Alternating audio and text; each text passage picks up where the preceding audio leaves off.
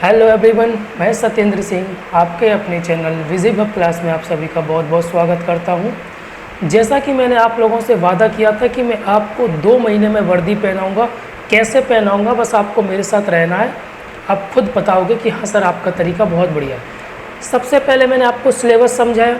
Syllabus को आपको समझना इसलिए ज़रूरी है, बहुत से बच्चे सिलेबस को नहीं समझते हैं, अपने हिसाब से पढ़ते रहते हैं। अगर आप अपने हिसाब से पढ़ोगे तो जीके इतना बड़ा है कि आप जीवन में कभी भी उसको कंप्लीट नहीं कर पाओगे। इसीलिए सिलेबस यानी पाठ्यक्रम बनाया जाता है। इस पाठ्यक्रम के अकॉर्डिंग आप पढ़ेंगे तो आप सफलता के सबसे पास पहुंचेंगे, क्योंकि जो सिलेबस होता है ना, वो आधा पेपर आपका सॉल्व कर देता है। ठीक है, तो जैसा मैंने आपको बताया था कि सिलेबस के अकॉर्डिंग मैं आपको पढ़ाऊँगा, तो उसकी पहली आज की क्लास है, उस क्लास को आपको पढ़ना है। इस क्लास में मैं मध्य प्रदेश का प्राचीन इतिहास देखूंगा, यानी जो हमारा सिलेबस था उसमें क्या बोला गया था, उसमें बोला गया था कि मध्य प्रदेश का इतिहास, ठीक है, मध्य प्रदेश का संस्कृति। तो इस क्लास में हम पढ़ेंगे मध्य प्रदेश का प्राचीन इतिहास, और प्राचीन इतिहास के साथ साथ हम पूरा इतिहास ख़त्म करेंगे। एक क्लास में ख़त्म नहीं होगा, लेकिन आप जब MCQs लगाओगे ना, तो MCQs में मुश्किल से आपको 15 मिनट लगेंगे और आपका पूरा का पूरा जीके एक दिन का कंठस्थ हो जाएगा। कंठस्थ का मतलब होता है कि आपके मुंह पे रखा रहेगा वो। ठीक है, चलिए, तो पहला प्रश्न हमारा कह रहा है, एक मिनट,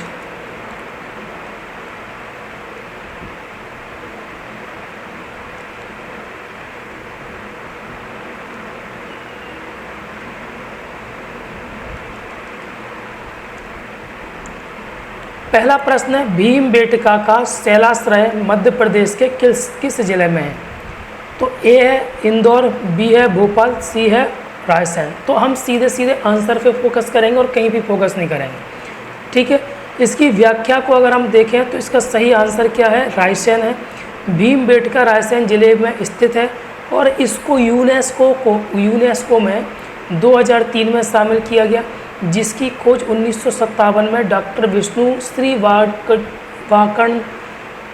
ने की थी। यहाँ पुरा पाषाण काल से मध्य पाषाण काल के प्रसिद्ध शैलचित्र मिलते हैं। ठीक, तो सबसे पहले इससे हमको क्या जानना है कि भीमबेटका रायसेन जिले में स्थित है, पहला प्रश्न हो गया। अगला हो गया, यूनेस्को में इसको 2003 में शामिल किया था। अगला होगा, इसकी खोज 1957 में हुई थी और किसने इसकी खोज की गई थी? वाणकर ने की थी। ठीक है, यहाँ पुरा पाषाण काल से मध्य पाषाण काल के शैलचित्र मिलते हैं। ठीक है, चले, पहला प्रश्न हमारा हो गया। मध्य प्रदेश का प्रसिद्ध ताम्र पाषाणकालीन पुरातात्विक स्थल कायथा, ठीक है ना, किस जिले में स्थित है? तो आपको ये याद रखना है, ताम्र पाषाणकालीन यानी ताम्र पाषाणकालीन ये स्थल है कायथा। वो आपको बताना है कि कौन से ज़िले में स्थित है। तो आपको इसका सही आंसर क्या है? उज्जैन। कायथा उज्जैन जिले में काली सिंध कौन सी नदी के किनारे बसा हुआ है? काली सिंध नदी के किनारे बसा हुआ है। ठीक है, ये ताम्र पाषाणकालीन है। इसकी खोज 1964 में श्री डॉक्टर विष्णु श्रीधर वाकड़कर ने की थी। यह वारामिहिर की जन्मभूमि इसको माना जाता है। तो एक क्वेश्चन से हमारे कितने आंसर क्लियर कवर हो रहे हैं? 4 से 5। ठीक है, चलिए, सम्राट अशोक, एक मिनट है, एक बीच में रह गया। प्राचीन अवंती महाजनपद की दक्षिणी राजधानी महिष्मती। तो जो अवंती महाजनपद है उसकी जो दक्षिणी राजधानी है क्या है? महिष्मती। इसका वर्तमान नाम आपको बताना है। ठीक है, तो इसका जो वर्तमान नाम है वो क्या है? महेश्वर है। अब इससे हम महाजनपद है ना अवंती, उससे संबंधित कुछ यहाँ पर जानकारी दी गई, वो हम पढ़ेंगे। अवंती महाजनपद 2 भागों में विभक्त था। उत्तरी अवंती जिसकी राजधानी उज्जैन यानी उज्जैनी थी, वहीं दक्षिणी अवंती जिसकी राजधानी क्या थी? महिष्मती, जिसको महेश्वर कहा जाता है। ठीक है, महिष्मती वर्तमान में खरगोन जिले के महेश्वर यानी नर्मदा तट के रूप में प्रसिद्ध है। ठीक है, चलिए आगे।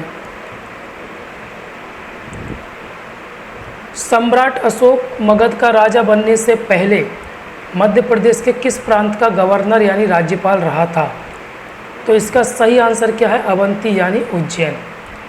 चलिए आगे। मौर्य सम्राट बिंदुसार के शासनकाल में युवा अशोक अवंती यानी उज्जैन का राज्यपाल यानी वायसराय नियुक्त किया गया। उज्जैन यात्रा के दौरान अशोक का विवाह विदिशा की वैश्य पुत्री महादेवी यानी श्रीदेवी से हुआ। ठीक है, चलिए आगे क्लियर होता जा रहा है ना, आपको कहीं पर भी कोई परेशानी नहीं आएगी। ओके, पांचवा, सांची के विश्व प्रसिद्ध बौद्ध स्तूप का निर्माण मूलतः किस शासक ने करवाया था? तो इसका सही आंसर क्या है? सम्राट अशोक। रायसेन जिले में स्थित सांची का स्तूप का निर्माण 3री शताब्दी में मौर्य सम्राट अशोक द्वारा कराया गया। यह भारत के बौद्ध स्थापत्य का महानतम केंद्र है और 1989 में यूनेस्को विश्व धरोहर में इसको शामिल किया गया। ठीक है, कब इसको शामिल किया गया यूनेस्को में? तो 1989 में।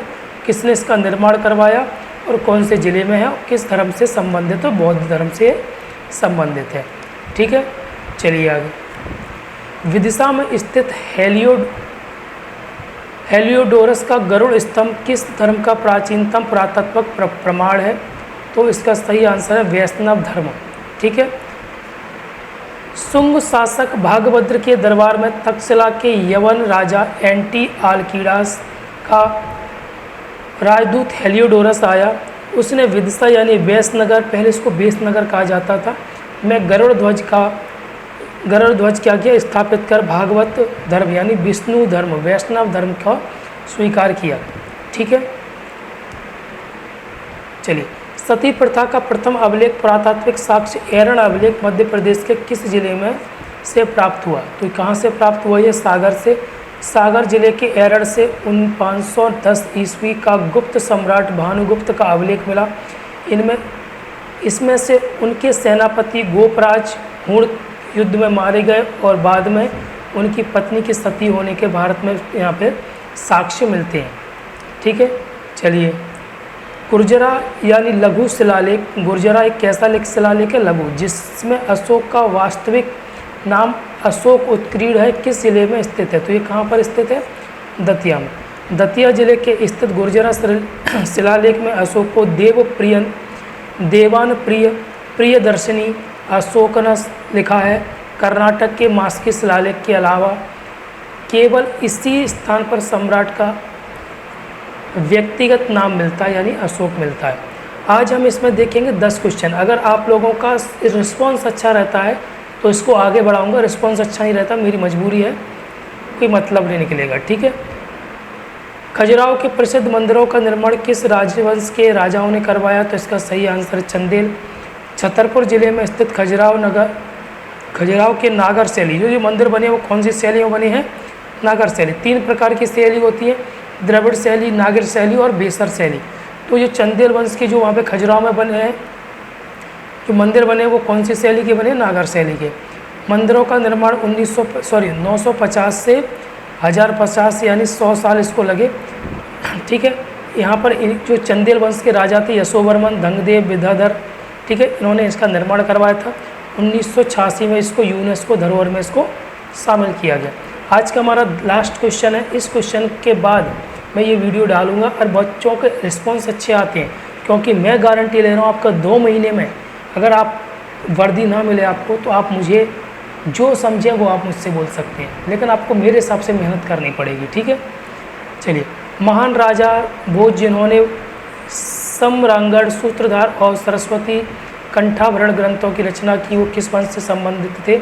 परमार वंश से। ठीक है, आपको ये सारी चीज़ें याद रखना है। राजा भोज मालवा के धारा नगरी यानी धार के प्रतापी परमार वंशी राजा थे। वे महान योद्धा के साथ साथ विद्वान, वास्तुशास्त्र के ज्ञाता एवं कविराज थे। उन्होंने भोपाल में भोजताल और धार में भोजशाला का निर्माण करवाया। तो ये हमारे 10 क्वेश्चन हैं और 10 क्वेश्चन आपके एग्ज़ाम के पॉइंट ऑफ व्यू से बहुत महत्वपूर्ण है, क्योंकि इनका जो रेशियो है इन क्वेश्चंस का आने का वो है 90%। ठीक है, तो आपको मेरे साथ बने रहना है। 2 महीने में मैं आपकी वर्दी लगवाऊंगा, 2 महीने में। क्लियर, समझ में आ रहा? बस आप जैसे मैं बोलूँ वैसे आपको मेहनत करना है। ठीक है, तो आज मैं 10 क्वेश्चन करवा रहा हूँ, मैं पूरा ये ख़त्म करवाऊँगा 1 महीने के अंदर। अगर आपका रिस्पॉन्स आता तो 1 महीने के अंदर मैं आपका सारा का सारा MP GK, मध्य प्रदेश का जो भी GK है, पॉलिटी है, सारी चीज़ ख़त्म करवाऊँगा। ठीक है ना, इसको आपका रिस्पॉन्स मिलना चाहिए बस। ठीक है, जय हिंद। जय भारत।